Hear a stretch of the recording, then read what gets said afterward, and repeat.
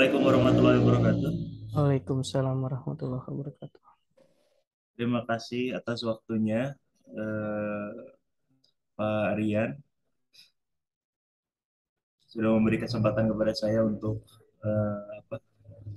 menjadi bahan ya untuk materi sebagai narasumber dari sisi pakar di bidang pendidikan dan sains, terutama di sini Bapak sebagai dosen di kampus mana? Di Universitas Siliwangi, Tasikmalaya. Siliwangi, Tasikmalaya. Hmm. Oke. Untuk sekarang langsung dimulai dari pertanyaan pertama. Ini akan ada beberapa pertanyaan terkait Hmm. permasalahan-permasalahan yang sudah saya identifikasi yang ada di sekolah tentunya di sekolah saya sendiri. Ini yang pertama terkait motivasi. Ini motivasi belajar itu seperti apa? Kalau menurut Bapak sebagai dosen dan seberapa pentingnya motivasi belajar itu dalam pengaruhnya terhadap prestasi siswa? Motivasi belajar, Si belajar ya. motivasi belajar dan seberapa penting. Kalau ditanya seberapa penting, pasti penting banget ya, karena tanpa motivasi juga siswa kan tidak akan tahu makna dan manfaat belajar hari itu untuk apa, kemudian apa menariknya mereka belajar itu dan lain-lain. Tentu kalau ditanya seberapa penting, sangat penting. Dan akibatnya juga kalau tidak ada motivasi belajar, tentu selama proses pembelajaran yang terjadi, siswa kan cuma ikut instruksi dari Ya. guru aja, bukan bukan mengalami pengalaman belajarnya. Nah, itu yang sangat penting dari sebuah motivasi belajar. Betul. Kalau definisinya sih banyak ya, mungkin tergantung referensi sih kalau definisi. Gitu mungkin. Kalau motivasi belajar sih saya biasanya cenderung pakai ada sumber yang namanya Keller kalau tidak salah, ada ARCS. Jadi kalau ditanya motivasi belajar itu seperti apa, ya motivasi belajar ada 4 poin, ada A, R, C, S. Seperti misalnya A yang pertama itu disebut sebagai attention. Attention itu artinya bagaimana guru dapat membuat pembelajaran ini menarik dan mampu merangsang kemauan siswa untuk belajar. Seperti misalnya menarik perhatian dengan apersepsi di awal, nah itu tentu sangat penting. Kalau R-nya itu ada eh, relevance. Relevance itu artinya bagaimana guru bisa menjelaskan tujuan pembelajaran dan mengaitkannya dengan kehidupan sehari-hari sehingga mereka tahu relevansinya materi hari ini dengan kehidupan mereka seperti apa. Nah, yang nantinya tentu akan memunculkan sikap positif dalam hidupnya siswa. Seperti misalnya, sangat jarang sebetulnya guru menyampaikan tujuan pembelajaran. Padahal tujuan pembelajaran itu harus selalu disampaikan dan dijelaskan apa kaitannya dengan kehidupan siswa.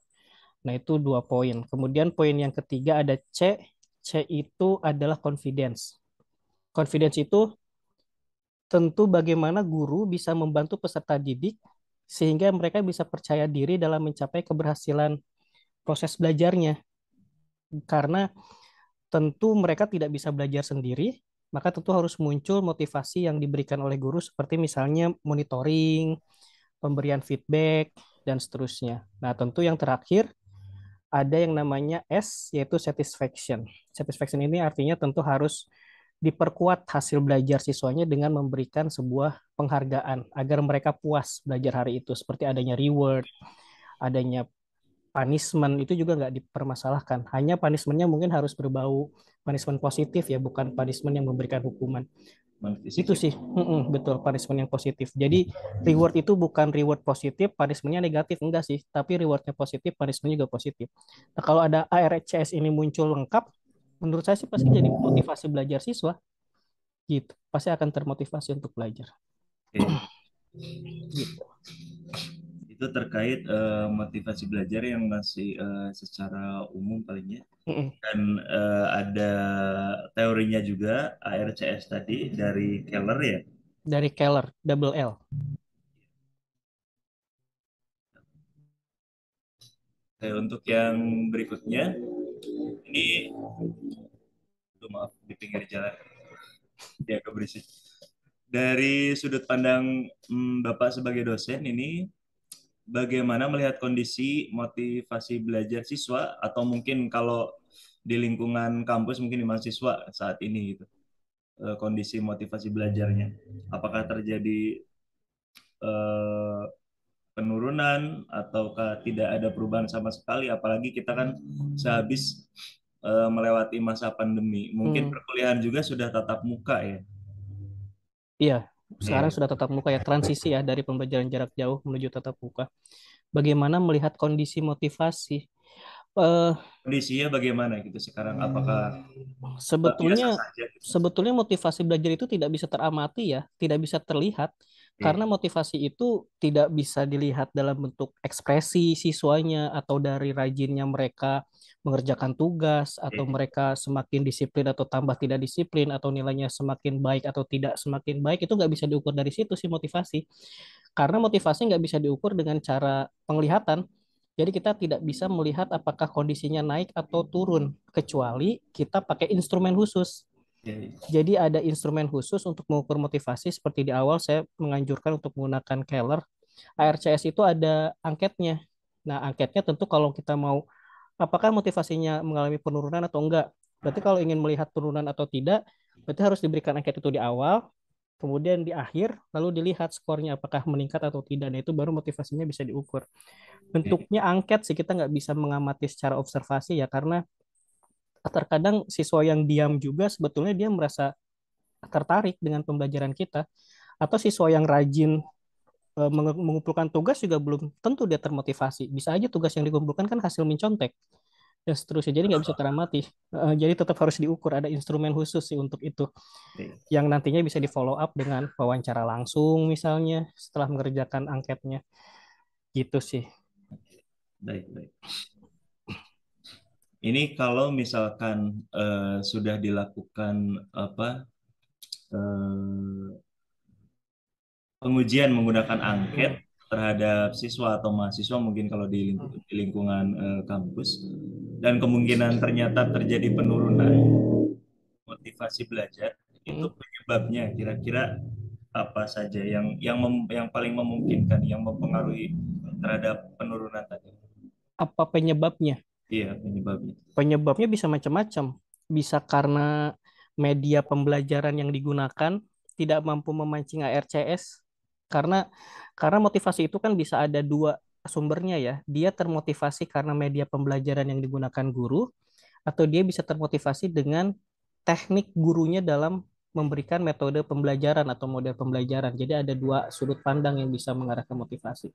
Jadi penyebabnya bisa karena media pembelajarannya yang buruk, media pembelajarannya nggak relevan dengan materi yang sedang disampaikan, atau terlalu rumit, atau terlalu kompleks, atau teknik dan metode gurunya yang masih konvensional itu aja, setiap harinya masih ceramah, setiap harinya praktikum juga paling praktikum gitu-gitu aja.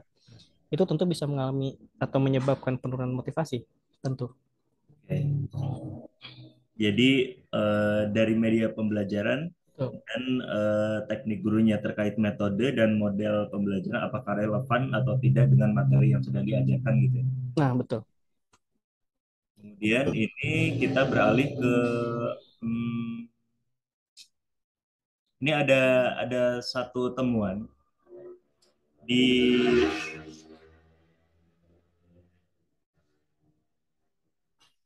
sekolah saya. Jadi berdasarkan pengalaman selama 1 tahun belakangan ini, Hmm. ya, selama di sekolah, ditemukan jadi ada siswa yang masih belum lancar membaca. Kalau tahun sekarang itu ada di kelas 9 dan satu lagi di kelas 7, di kelas 7 Jadi di SMP ya, di SMP. Nah, SMP. Hmm. ini saya agak bingung sebenarnya. Kok bisa gitu misalkan di sekolah reguler itu terdapat siswa gitu. Siswa yang bahkan sudah sampai naik kelas gitu, sudah di kelas 9 untuk yang satu yang kakak kelasnya itu, yang adik kelasnya mungkin baru masuk. Kalau yang baru masuk mungkin ya tidak tidak aneh gitu ya mungkin ya. karena belum belum terjaring secara khusus oleh guru-guru gitu ya. Apakah dia itu dari SD-nya bisa membaca atau tidak. Tapi Hmm. begitu, jadi ditemukannya kejadiannya ketika sudah masuk sekolah. Nah, ini untuk yang sudah ke kelas 9 itu mungkin sudah di apa ya? Diberi treatment dan lain-lain, tapi balik lagi mungkin ke motivasi dan keinginan anak untuk bisa gitu. Hmm. Ini yang masih bingung ini kalau saya gitu ya, masih bingung. Nah, kalau dari Bapak ini bagaimana ini? Pendapatnya tentang kejadian tersebut sih ya kenapa bisa gitu ada kejadian seperti itu? Apakah Bapak pernah menemukan gitu di pengalaman-pengalaman sebelumnya? Apakah ada teman sekolah dulu waktu masih sekolah atau ada mahasiswanya yang melakukan PPL kemudian menemukan kejadian yang sama? Gitu. Hmm. Bagaimana pandangan Bapak menanggapi kejadian ini? Tapi mungkin eh, dispesifikkan dulu masalahnya ya, apakah maksudnya tidak lancar membaca itu membaca teks secara umum atau Betul, teks sastra atau teks yang berbau kuantitatif. Kadang kan kita juga punya narasi ya betul, kuantitatif ya, atau ada betul, teks betul. misalnya apalah misalkan dengan teks bahasa Inggris Iya, atau teks biasa pun dia nggak bisa gitu. teks biasa, teks biasa. Maksudnya tuh benar nggak bisa, nggak bisa Jadi tuh. kalau kalau untuk pengenalan angka dan huruf Hmm. tahu gitu. Ini misalnya A, ini Hmm. J, misalnya ini Z gitu. Terus Hmm. angka juga tahu gitu. Nominal uang juga tahu. Hmm. Mengaji pun terbata-bata gitu. Tapi lebih mending gitu kalau mengaji Al-Qur'an gitu misalkan. Tapi kalau membaca itu sulit. Jadi kayak terbulak-balik misal membaca. Jadi yang bisa dia baca dan lancar ditulis itu hanya nama sendiri. Wah, oh, itu persentasenya banyak di kelas 9. Tidak, tidak. Kalau itu Oh, hanya 2 orang di oh, sekolah. 2 orang ya. Jadi bukan berarti kalau teksnya sedikit dia bisa, tapi ketika teksnya panjang dia nggak bisa, Nah, seperti itu ya. bukan. Dua-duanya juga Tidak, tetap nggak tidak. bisa ya. Iya, tetap nggak bisa. Ya berarti itu harus didiagnosis ya, harus didiagnosis dengan segera apa penyebabnya sebetulnya. Apakah disleksia mungkin? Iya, iya. Ya kan kalau kalau disleksia ya dia memang secara genetik kan dia sulit mengucapkan kata, memahami kata dan seterusnya. Atau bisa aja gangguan hiperaktif atau ADHD. Iya. ADHD juga jadi salah satu penyebab siswa sulit fokus karena yang ADHD itu fokusnya kan mudah teralihkan. Bisa jadi faktor keluarga juga dan lain sebagainya. Jadi menurut saya sih harus kenali dulu penyebabnya karena kita nggak bisa langsung judgmental seperti itu bahwa dia nggak bisa membaca. Jangan-jangan genetik gitu loh. Karena bisa aja karena kelahiran prematur juga kan itu juga bisa mempengaruhi perkembangan otak. Paparan nikotin, alkohol ketika ibunya sedang hamil mungkin sampai riwayat lainnya. Nah, itu dulu yang didiagnosis. Kalau ternyata memang tidak ada masalah dengan pertumbuhannya secara alami, berarti bisa jadi karena kurangnya pembiasaan dan latihan di sekolah, entah di jenjang sebelumnya, entah di jenjang yang sekarang. Jadi kalau seperti itu sih harus dibiasakan dulu. Kalau misalkan ternyata hasil diagnosisnya nggak ada hubungannya dengan diagnosis terkait keturunan ya, atau ada kelainan lain dalam perkembangan dia. Ya harus dari sekarang sih harus ada treatment khusus seperti ya meskipun saya juga nggak tahu ya apakah Pak Ahmad sudah memberikan treatment yang dimaksud itu adalah treatment yang nanti akan saya sampaikan, misalnya treatment apa misalnya ya. Eh, Sesi membaca bersama mungkin atau istilahnya choral reading. Jadi kalau lagi baca tuh jangan suruh dia baca sendiri, tapi baca bareng-bareng sama gurunya atau bisa baca bareng-bareng dengan teman-teman yang lain. Meskipun untuk kelas 9 kan agak aneh ya kalau kalau disuruh baca bareng-bareng kayaknya nggak terlalu etis juga. Tapi mungkin bisa mengadakan pertemuan khusus untuk 2 orang itu untuk bersama-sama membaca dengan gurunya karena dengan membaca bareng dia bisa belajar intonasi, ritme bacanya seperti apa dengan mendengar gurunya sendiri lagi baca. Atau echo reading misalnya, mengulang apa yang gurunya baca seperti itu. Atau karena juga gurunya juga sebetulnya di jenjang-jenjang sebelumnya atau mungkin sekarang tidak terbiasa membuat jadwal dan membuka area khusus membaca mungkin ya. Karena di beberapa sekolah juga ada kan jadwal rutin yang memberikan waktu sekitar berapa menit, 15 menit atau 20 menit untuk mempersilahkan siswanya duduk di setiap pojok-pojok sekolah, di halaman sekolah hanya untuk membaca buku yang mereka suka, bukan buku yang diharuskan untuk dibaca, tapi siswa bisa membawa sendiri buku yang mereka suka itu apa. Ya. Setidaknya minat bacanya dulu yang ditumbuhkan. Gitu sih kalau menurut saya. Dan tidak membiarkan anak untuk dipaksa membaca kalau memang eh, ternyata akibatnya karena treatment di gurunya atau di sekolahnya. Jadi sih apa ya? Menurut saya tetap harus ada reward ketika dia berhasil membaca satu informasi. Jadi harus ada reward yang logis tentunya dan menghindari yang namanya punishment, tidak tidak mengejek atau istilahnya, loh kok kamu belum bisa baca sih? Itu kan kalau ngomong kayak gitu di depan teman-temannya itu kayaknya menjatuhkan sekali mental. Iya, apalagi di depan Sebetulnya, teman-temannya. oh betul. Yang sebetulnya dia juga berusaha untuk belajar itu. Jadi hindari judgmental di depan teman-temannya, tapi mengutamakan reward ketika dia berhasil memahami apa yang sedang dibaca. Karena menurut saya sih yang namanya respon yang diharapkan pasti muncul kalau ada stimulus yang positif. Dengan adanya kelas khusus sih, kalau saya sih lebih baik mengadakan satu jadwal khusus untuk orang-orang yang memang membutuhkan pelayanan khusus seperti itu. Kalau saya pribadi belum pernah mengalami ya, karena kalau universitas kan PLP-nya juga ranahnya ada di SMA sebetulnya, Ya. tidak tidak masuk ke SMP. Meskipun pengalaman saya di SMP ya belum menemukan hal seperti itu, gitu. Tapi kok dia bisa diterima ya di SMP ya? Karena kan sebetulnya ada tes berarti kan? Kalau tes tidak ada. Artinya dia harus lulus SD dulu kan Lulus sebetulnya. SD betul, betul. Yang padahal lulus SD itu kan calistung ya. Ah, betul. Nah, itu. Loh kok dia bisa lulus gitu tesnya gitu, tes tes di SD-nya. Ya berarti yang salah bukan bukan treatment guru, yang salah ya saringan filternya. Kenapa kok bisa lolos? Gitu sih. Itu juga jadi problem kan. Oke, mungkin itu ya. Jadi tadi yang paling utama berarti harus didiagnosis dulu apakah Betul. dia punya kelainan genetis Hmm. atau yang tadi ADHD atau disleksia dan lain-lain gitu ya.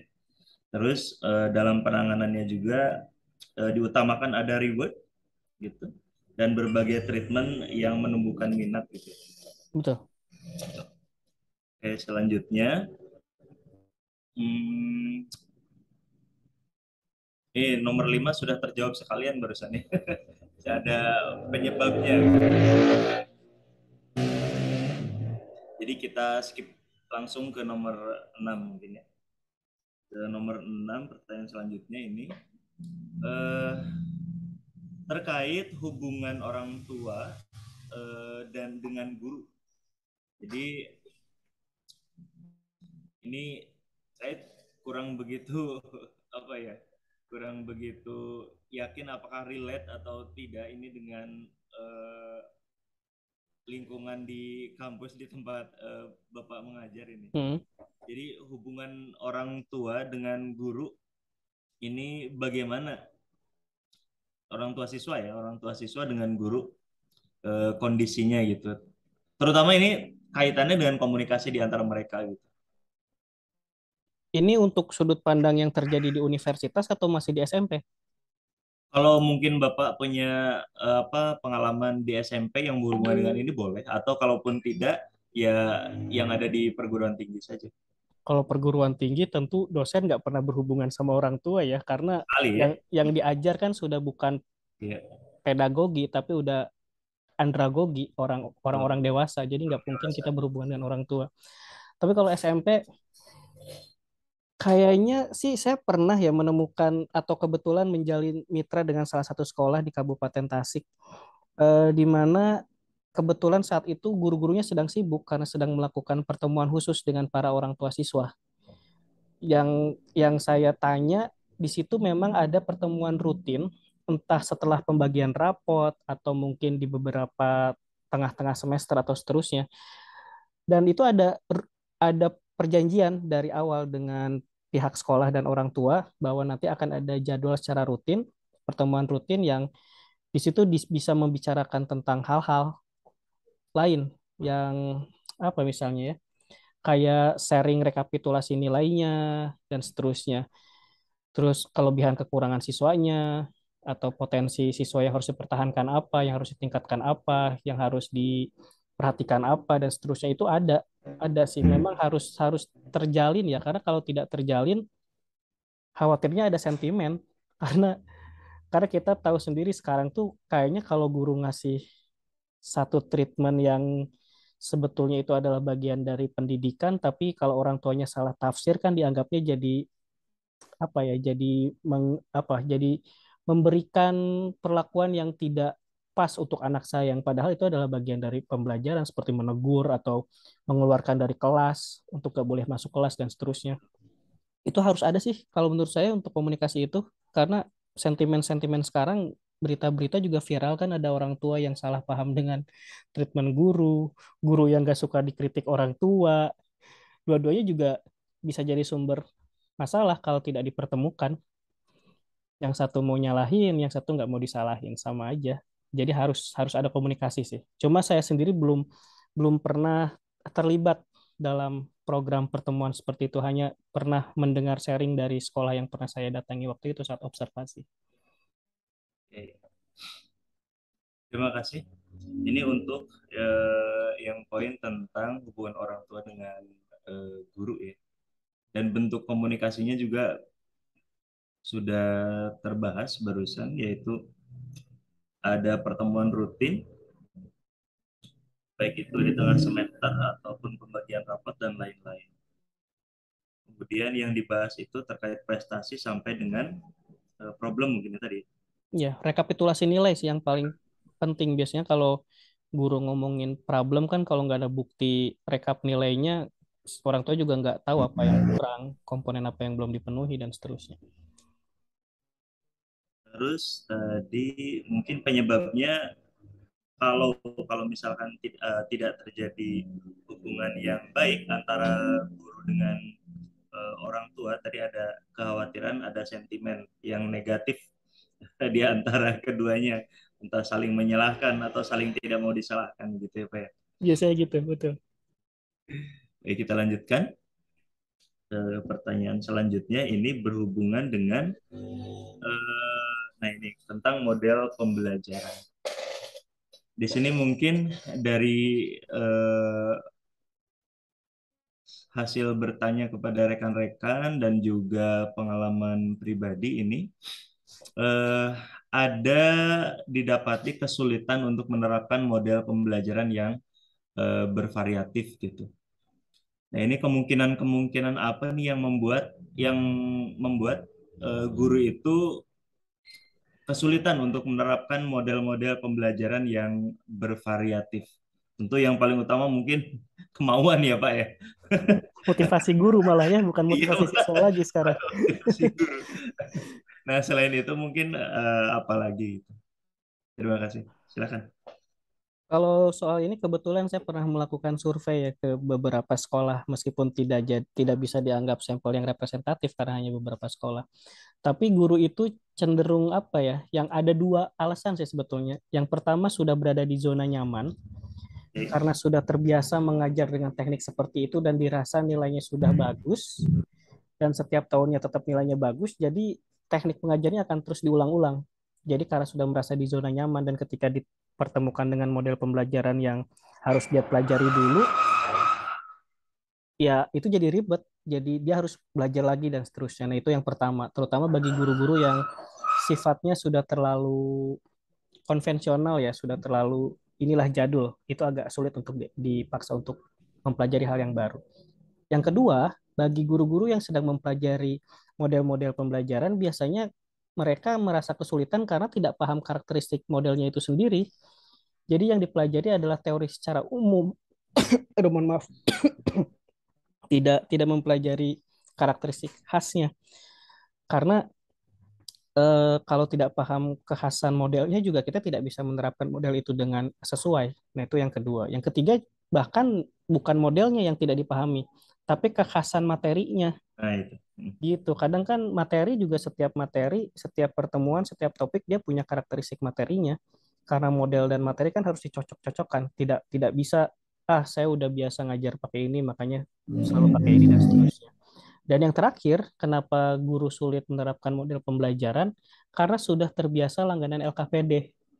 udah biasa beli di penerbit yang sudah jadi langganan setiap tahun, karena kalau nggak beli di dia itu nggak dapat diskon. Jadi kan kalau LKPD-nya udah ada, ya apa yang mau dimodelkan gitu. Padahal LKPD sangat erat hubungannya dengan model pembelajaran yang sedang dilakukan. Gitu sih. Tapi Di sebetulnya bukan harus modelnya variatif ya. Karena kalau modelnya variatif pun kalau nggak sesuai dengan materi, ya materi. tetap aja tidak tidak sesuai, tidak tepat.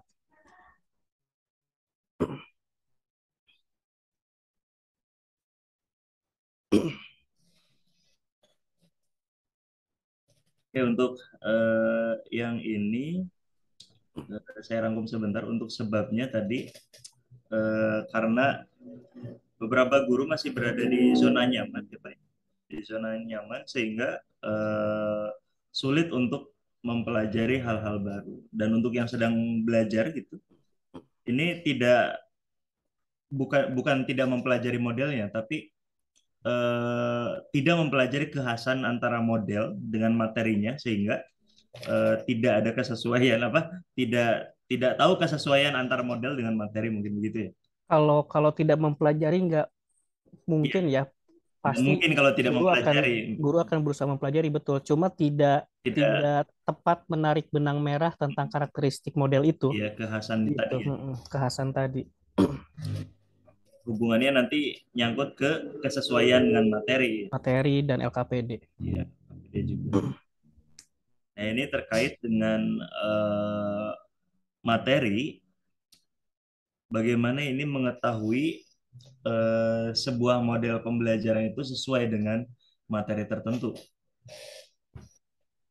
Suatu model sesuai dengan materi tertentu. Eh, Sebetulnya nggak ada urutannya ya, apakah harus paham modelnya dulu ataukah harus paham materinya dulu. Sebetulnya yang harus dipahami adalah dua-duanya secara secara bersamaan. Jadi misalnya kita sudah tahu bahwa kekhasan DL itu ada sintaks akhir yang namanya verifikatif kalau tidak salah, atau verifikasi. Ya, kalau nggak salah ada sintaks DL yang terakhir verifikasi.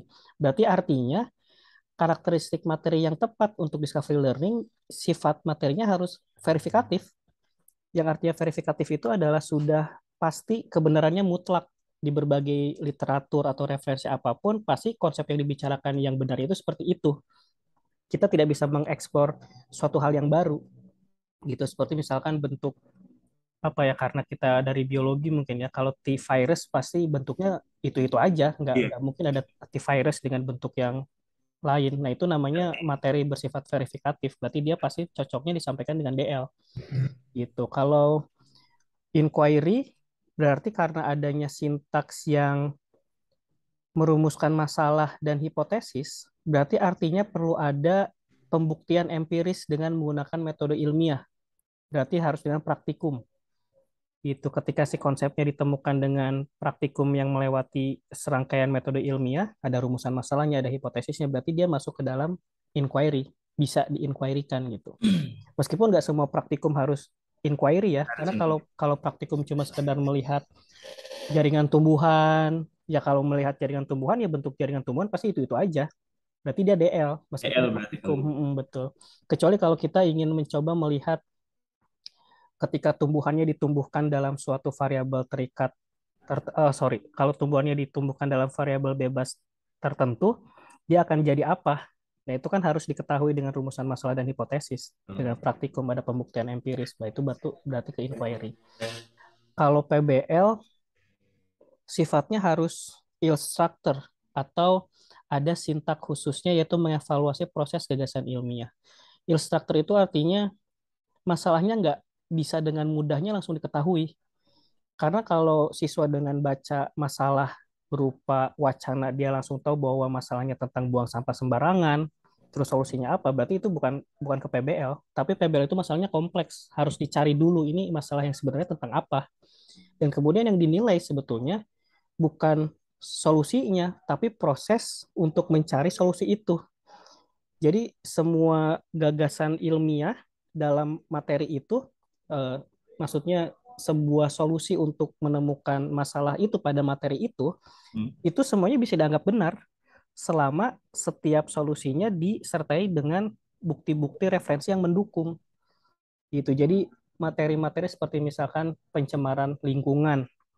Kalau ada siswa yang ngasih solusi, ya lakukan aja sosialisasi tentang bahaya membuang sampah sembarangan. Itu kan nggak bisa disalahkan Betul. selama ada referensi yang mendukung tentang solusi itu. Atau ada lagi kelompok lain bilang harusnya TPU-TPU-nya ditambah. Ya nggak salah juga gitu. Selama ada referensi yang mendukung itu. Atau harusnya ada media massa yang semakin menyemarakan iklan tentang anti membuang sampah sembarangan, yang nggak salah juga. Jadi semua solusi itu bisa nggak salah. Nah, makanya dipilih materi-materi mana yang berpotensi untuk menemukan solusi yang bervariatif, yang masalahnya kompleks. Nah, itu bisa ke PBL. Kalau PJBL, ya pasti materinya harus berupa produk. Dia berpotensi untuk bisa menghasilkan produk yang produknya harus dilaksanakan dalam bentuk kegiatan proyek gitu, di mana produknya harus bisa menjawab sintak yang pertama. PJBL itu ada sintak yang pertama kalau nggak salah mengajukan pertanyaan esensial. Nah, itu jadi si produknya harus bisa menjawab pertanyaan di awal.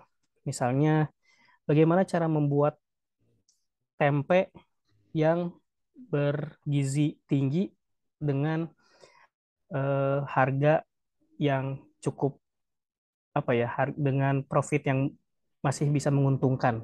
Nah, nanti semua kelompok bisa berlomba-lomba membuat tempe, tapi nanti di akhirnya bisa dikemas dengan cara kemasan yang bervariasi. Karena pertanyaannya bagaimana si tempenya selain punya mutu, dia harus bisa dijual dengan harga yang cukup menjanjikan. Nah, itu salah satu materinya bisa yang berpotensi ke produk sih.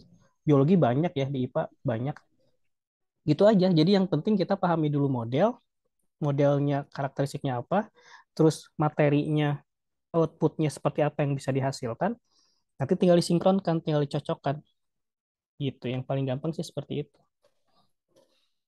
Berarti kita harus tahu ya karakteristik tadi ya antara Balik tiap lagi. tiap tiap tiap modelnya tadi. Hmm, DL bagaimana, terus inquiry bagaimana, PBL bagaimana, dan PJBL bagaimana. Jadi tadi PJBL kan harus ada produknya yang dan produknya itu menjawab pertanyaan yang esensial. esensial gitu.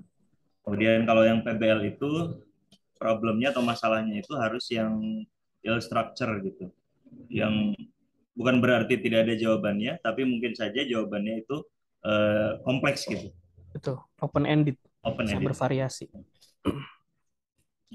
Kemudian yang inquiry itu yang butuh pembuktian. Nah, itu bisa berupa praktikum gitu. Sedangkan DL itu ada apa namanya? Yang kebenar membuktikan yang kebenarannya sudah mutlak dan kita Hanya memverifikasi aja. ya memverifikasi saja. Mm-mm. Oke. Untuk untuk model sudah cukup sepertinya. Kemudian kita lanjut ke eh, nah ini terkait miskonsepsi. Nah, ini secara umum dulu Bapak untuk miskonsepsi ini eh, miskonsepsi itu apa gitu? Miskonsepsi itu apa? Secara umum itu secara eh gampang. Miskonsepsi itu adalah ketika seseorang meyakini bahwa jawabannya itu benar, padahal bertentangan dengan konsep yang seharusnya. Nah, itu adalah miskonsepsi. Bukan berarti ketika kita bertanya pada seseorang, dia tidak bisa menjawab pertanyaan kita langsung menyimpulkan, oh ini miskonsepsi. Enggak. Karena ada istilah tidak tahu dan ada istilah miskonsepsi.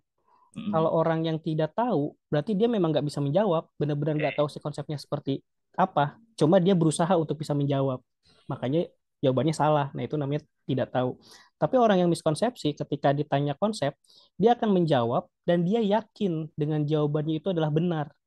Padahal secara konsep yang seharusnya itu adalah jawaban yang salah. Nah, itu miskonsepsi. Jadi mungkin kalau orang Sunda bilang mah udah salah gitu ya. Nah, betul. Ente kadang-kadang gitulah. Kadang-kadang. Nah, kemudian kira-kira ini bagaimana miskonsepsi itu dapat terjadi? Kan mungkin tidak mungkin kan serta merta orang itu langsung begitu saja, kekeh dengan pendapatnya tanpa ada latar belakang dia belajar dengan Hmm. siapa atau bagaimana cara dia belajar. Jadi itu bagaimana miskonsepsi itu bisa terjadi pada siswa atau mungkin mahasiswa lah gitu. Dan kira-kira ya balik lagi ini penyebabnya apa?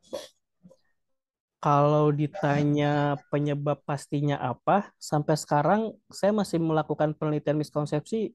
Itu udah beberapa ini judul ya, sampai semua konsep, hampir semua konsep saya coba teliti. Dan beberapa artikelnya mungkin nanti bisa diakses di Google Scholar. Tapi dari penelitian itu penyebabnya beda-beda. Oke. Jadi ada satu penelitian yang ternyata sumber utamanya itu adalah prakonsepsi siswanya. Jadi pemahaman siswa di awalnya ketika dia di jenjang sebelumnya diajarkannya A, ternyata di jenjang selanjutnya yang A itu ternyata salah. Ya. Diperbaiki itu karena prakonsepsi siswa. Ada juga penelitian lain yang ternyata penyebab utamanya adalah bahan ajar. Jadi ternyata bahan ajar itu setelah direview, nggak semua juga menyampaikan konsep yang seharusnya. Karena kan yang namanya biologi, ilmunya tentatif ya. Yang artinya berubah-ubah dalam waktu satu hari pun konsep yang sebelumnya bisa tiba-tiba diruntuhkan dengan suatu konsep yang baru dan seterusnya. Sayangnya bahan ajar itu hanya perubahan ini aja cover, tapi isinya masih itu Iya aja sama. dan perubahannya tahun di covernya jadi 2022 atau jadi 2023 padahal isinya sama. Yang padahal update terbarunya materinya nggak seperti itu. Gitu, itu karena bahan ajar. Ada juga penelitian saya yang sumber utamanya adalah guru sendiri. Oke. Ternyata gurunya tidak update dengan informasi karena masih pakai bahan ajarnya itu aja. Dan yang menarik juga ada dari media televisi. Ya, itu juga. Jadi beberapa media televisi seperti iklan-iklan atau film-film dan seterusnya terkadang bisa memberikan konsep yang sangat terpatri dalam pemahaman siswa, ya akhirnya terbawa sampai sekolah. Itu sih kalau penyebab utamanya. Ya, jadi penyebabnya tadi ada prakonsepsi siswa. Jadi ketika dia belajar Hmm, sebelum di jenjang yang sekarang gitu, entah itu mahasiswa atau SMA gitu, eh, dia berbeda konsep yang diajarkan oleh guru atau dosennya gitu. betul. Jadi ketika di SMA konsepnya begini, nanti tiba-tiba begitu ketika sudah di perguruan tinggi. Jadi terjadi kebingungan. Kalau misalkan saya bilang kalau yang miskonsepsi itu pada materi-materi yang membingungkan, jadi ada dua konsep yang mirip, bisa tidak? Misalnya gimana? Dua Kalau konsep yang mirip. kalau misalkan gini, angin darat dan angin laut, itu kan kejadiannya di tempat yang sama dan yang terlibat di sana angin Hmm, dan laut gitu. jadi tertukar konsepnya. Nah, kalau tertukar begitu miskonsepsi bukan? Kira-kira. Sebetulnya gini ya, karena kita cuma sampai sekarang yang saya tahu alat diagnostik yang paling dianggap akurat untuk sekarang namanya adalah instrumen tire test. Jadi si tire test itu dikasih pertanyaan, nanti di bawahnya apakah jawaban Anda yakin, sangat yakin, tidak yakin, atau sangat tidak yakin. Ya selama siswanya menjawab teori angin laut ternyata jawabannya salah dan dia jawab sangat yakin, simpulan instrumen itu adalah miskonsepsi. Miskonsepsi ya. Iya, itu adalah salah satu alat diagnostik. Berarti tidak tidak peduli konsepnya apa, karena mungkin seperti yang tadi Bapak bilang sudah mencoba pada berbagai materi, mungkin biologi ya, Hmm, ternyata banyak miskonsepsi dan penyebabnya juga beraneka ragam gitu ya. betul. Jadi tidak tidak ada karakter materi khusus yang apa yang dapat ditandai bahwa itu bisa terjadi miskonsepsi. Materi apapun berarti bisa gitu. Materi apapun bisa selama jawaban siswanya yakin banget. Yakin Karena padahal harusnya kan, salah gitu. ya kalau kalau dia merasa, aduh angin darat sama angin laut yang ditanya di soal ini tentang angin ini laut, aduh saya takut ketukar nih dengan angin ini darat. Ya udahlah dijawab dulu. Tapi ketika dia mengisi tingkat keyakinan harusnya tidak yakin. Nah, kalau tidak yakin, berarti kesimpulannya dia tidak tahu, bukan miskonsepsi. Kalau Oh, sangat yakin, ya berarti dia yakin jawabannya benar, bukan lagi tertukar kalau kayak iya, gitu. iya, iya, iya, siap, siap. Iya, iya. Sudah jelas berarti ya. Tadi alat diagnostiknya menggunakan tire test, Tuh. tes. Tire testnya yang bertingkat bukan ya? Tire testnya bertingkat. Ada yang two Ya, tire, three tire, four tire. Yang terakhir ada five tire dengan gambar atau skema itu yang terakhir. maksudnya ada 5 tire ya. Oke. Cuma cuma meskipun yang namanya alat diagnostik kan kadang juga salah ya. Mm-mm. Kayak ini aja dokter, alat diagnostiknya kan stetoskop. Ya, ya. Kadang yang dia dengerin di stetoskop ketika dicoba pakai komputer yang lebih canggih kan hasilnya bisa beda. Nah, jadi kadang si instrumen tire test ini juga harus di follow up dengan wawancara, misalkan ketika si gurunya menemukan jawaban siswa yang salah dan dia menjawab sangat yakin, harusnya dia bisa langsung memfollow up ke siswa itu untuk memastikan jawabannya dan dia tahu itu dari mana, sumbernya dari mana. Nah, itu bisa di follow up dengan wawancara. Kadang guru nggak pernah melakukan itu ya. Kadang guru nggak pernah mendiagnostik loh. Tidak. Harusnya harusnya ada diagnostik kan ketika sebelum masuk konsep diagnostik dulu. Jangan-jangan di konsep ini miskonsepsi yang sering terjadi di artikel-artikel bahkan bisa diulang di siswa di kelas ini saya nih. Harusnya kan didiagnostik baru Ya. nanti materinya ya lebih fokus ke arah potensi miskonsepsinya. Oke. Kalau misalkan di sekolah nih, saya ingin melakukan tes diagnostik tadi ya, pakai Hmm. tire test itu berarti di akhir pembelajaran gitu ya. Kalau Setelah, diagnostik setelah, tentu di setelah- awal. oh di awal. Yang namanya diagnostik di awal, terus setelah di awal terdiagnostik bahwa oh masih banyak siswa yang miskonsepsi di materi A, B, dan C. Hmm. Nanti dalam proses pembelajarannya tentu lebih fokus di materi A, B, dan C. Nah, nanti di akhir pembelajarannya diagnostik lagi apakah materi A, B, dan C masih mengalami miskonsepsi atau sudah mengalami ini perbaikan gitu aja. Oke, oke. Memang menghabiskan waktu sih ya. Jadi harus ada diagnostik awal dulu. Misalkan saya masih belum yakin siswa saya sudah paham biotik dan abiotik. Misalkan ekosistem kan sudah pernah di SMP ya. Iya, iya. Ketika di SMA tentu ekosistem diulang lagi, si gurunya penasaran nih. Iya. Jangan-jangan masih belum paham biotik abiotik, masih belum paham rantai makanan itu apa. Nah, buat soal diagnostiknya. Ketika Oh iya. ketika dibuat soal diagnostik dikasih di awal sebelum materinya dilakukan, nanti dicek, oh ternyata masih banyak orang yang belum paham abiotik dan biotik, bahkan belum paham juga rantai makanan. Baru nanti proses pembelajarannya bisa lebih menekankan ke arah itu, biotik abiotiknya apa, lebih dipertegas rantai makanan apa, lebih dipertegas. Di akhir dikasih lagi soal yang sama untuk diagnostik akhir apakah penyakitnya masih diulang atau enggak gitu. Kalau penyakitnya masih diulang, ya udah problem gitu aja. Ada yang salah dengan teknik mengajar gurunya kalau gitu. Sebentar, sebentar.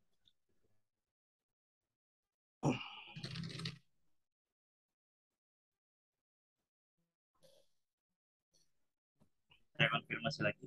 Berarti kalau misalkan diagnostik kan tadi harus di awal dulu, baru nanti untuk mengkonfirmasi apakah setelah dia diagnostik itu apakah masih ada Hmm. terjadi miskonsepsi atau tidak di akhir itu. Hmm. Nah, kemudian eh, berarti yang didiagnostik itu pengetahuan yang sudah mereka ketahui gitu ya. Harus yang sudah diketahui. Kalau yang belum diketahui nggak boleh. Iya, siap, siap. Yang sudah. Sampai sekarang masih ini loh banyak loh guru dan siswa yang menganggap definisi abiotik itu adalah benda mati. Padahal bukan kan. Gara-gara biotiknya makhluk hidup, Makhluk hidup tiba-tiba ditambahkan abiotik jadi jadi bukan mati. makhluk hidup. Kalau bukan makhluk hidup ya benda mati juga masuk abiotik. Sampai sekarang survei saya masih menunjukkan diagnostik itu di guru dan siswa.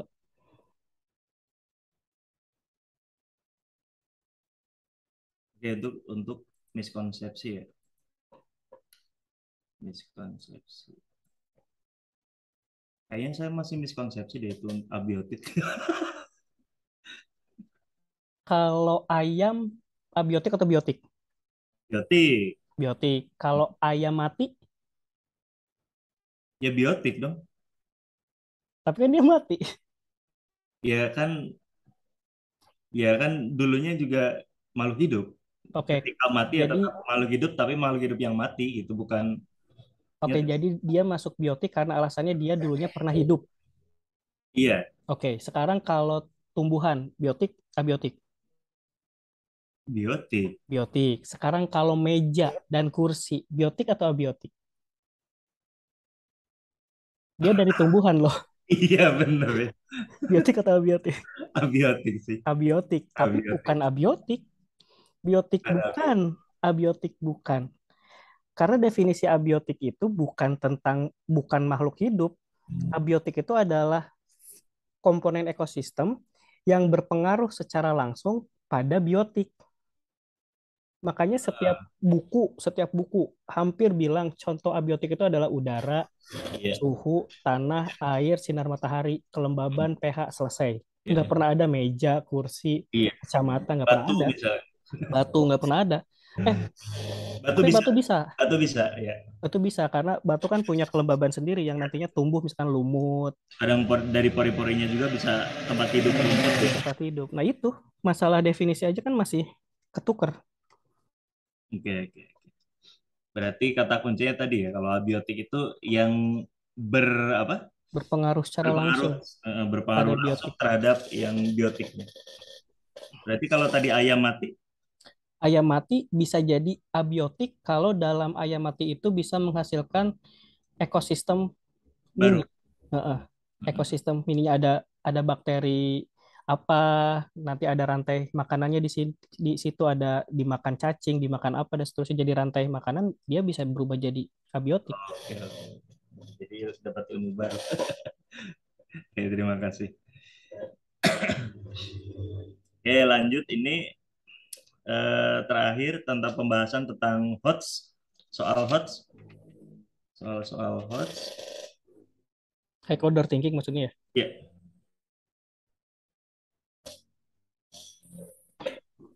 tapi ini sebelum membahas tentang soalnya, soal HOTS, apakah ada nih kalau misalnya pembelajaran itu pembelajarannya yang HOTS bukan soalnya gitu, bukan membahas tentang soal tapi pembelajarannya HOTS gitu. Ada nggak pembelajaran HOTS? Ada dong, harus ada malah.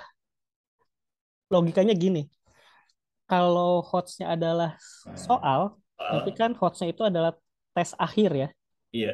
Katakanlah ada orang dites buat bisa naik sepeda roda dua, Mm-mm. tapi dia sebelumnya nggak pernah dilatih untuk menaiki sepeda roda dua. Oke, Logis nggak dia bisa mengerjakan sepeda roda dua itu untuk bisa mengendarinya dengan baik?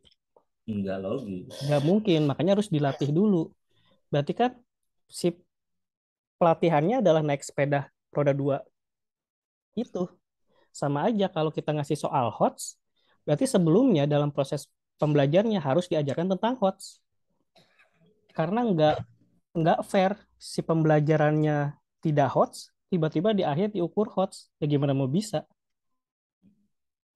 Makanya si pembelajarnya harus HOTS. Wajib malah kalau mau diukur HOTS. Terus nih kalau misalkan tadi pembelajaran sudah, kemudian soal HOTS yang baik itu seperti apa ini Bapak? Soal HOTS yang baik tergantung ya referensinya mau pakai apa. Karena apa ya, kita pakai definisinya dulu deh. Yang namanya soal HOTS itu artinya mampu merangsang siswa untuk berpikir dan bisa menyelesaikan soalnya gitu. Jadi soal HOTS yang baik adalah soalnya bisa dikerjakan, Oke. tapi selama proses pengerjaannya siswanya dipaksa untuk berpikir.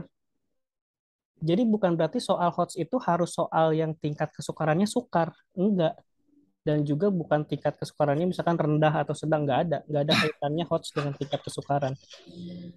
Eh, dan tergantung indikator apa yang mau dipakai. Jadi soal HOTS yang baik, yang pertama tadi saya bilang harus bisa merangsang siswa berpikir.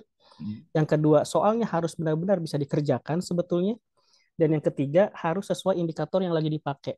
Misalkan kita mau pakai indikator HOTS-nya ENIS misalkan, yang ada memberikan pertanyaan yang menantang, kemudian menganalisis argumen, kemudian menentukan tindakan dan seterusnya. Ya berarti soalnya harus sesuai dengan masing-masing indikator yang mau diukur oleh Enis itu. Atau HOTS-nya mau pakai indikator taksonomi belum revisi, biasanya dari C4 sampai C6. Nah, itu udah masuk ke model thinking. Berarti soalnya harus sesuai dengan C4, soalnya harus sesuai dengan C5, soalnya harus sesuai dengan C6. Itu aja sih kalau HOTS yang baik untuk soal. Kadang kita berpikir soal HOTS yang baik itu yang susah dikerjain, Iya. padahal enggak sih. Masih bisa dikerjain, cuma siswanya dipaksa untuk berpikir.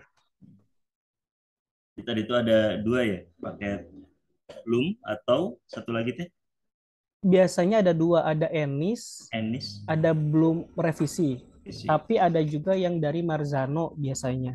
Ada juga beberapa yang pakai Marzano. Yang paling sering sih Enis biasanya sama belum. Ennis teh tadi eh, yang dipakai apa ya? Kalau Enis itu Bloom tadi kan sebetulnya C4 sama C4 sampai C6 kan. Kalau ya revisi. kalau Enis ada 12 subindikator ya saya juga lupa sih kalau satu-satu ada 12 subindikator kalau nggak salah. Ya, 12 indikator. Ini untuk kriteria atau ciri-ciri soal HOTS yang Baik. baik. Ini yang terakhir eh, terkait soal-soal HOTS nih. Siswa sering mengalami kesulitan dalam mengerjakan soal HOTS itu. Baik itu dalam membaca grafik, gambar, ataupun cerita, soal cerita. Bagaimana Bapak sebagai pakar ini dalam pendidikan melihat penyebab itu dapat terjadi? Jadi penyebabnya, soalnya ini terjadi betulan eh, di ANBK. Ya. Di ANBK itu ada literasi numerasi. Oh, Dan soal-soalnya pun sebenarnya sederhana, hanya membaca grafik penduduk seperti itu. Kemudian grafiknya itu macam-macam. Ada yang pakai diagram batang, ada yang pakai garis dan lain-lain. Terus juga ada hmm, soal bergambar. Terus ada yang lebih banyak itu yang cerita, yang soal hmm, cerita seperti membeli ke warung, beli beras, cabai dan lain-lain gitu, secara rinci dan ada nominal harganya dan lain-lain. Itu mereka merasa kesulitan gitu untuk memahami soal kemudian menjawab dengan pengetahuan mereka dari soal itu. Jadi banyak dari mereka itu menjawabnya ya karena soalnya panjang, terus iya, iya. males gitu bacanya. Terus karena itu pilihan ganda, ah, ya udahlah pilih aja Hmm, gitu kan. Nah, itu kira-kira penyebabnya apa? Soalnya ini terjadi juga di pelajaran IPA ketika UAS atau PAT di hmm, ya, di PAT begitu. penyebab Soalnya sederhana yang relatif mudah, hanya bentuk soalnya itu dikembangkan sesuai kriteria-kriteria soal HOTS gitu. Anak malah bukannya malah mengerti dan enak mengerjakannya, tapi malah hmm, bingung gitu, malah jadi hmm. tebak-tebakan gitu, bukannya bukannya apa mereka menjawab itu karena paham soalnya. Itu kira-kira kenapa itu penyebabnya? Em, soal itu sederhana. Sederhana menurut versi kita kan ya. Iya betul, Terus soal itu mudah, mudah juga kan menurut versi kita. betul. Sama aja kalau saya misalkan tanya juga Pak Ahmad. Pak Ahmad, menurut Pak Ahmad, naik sepeda roda dua mudah atau susah? Susah.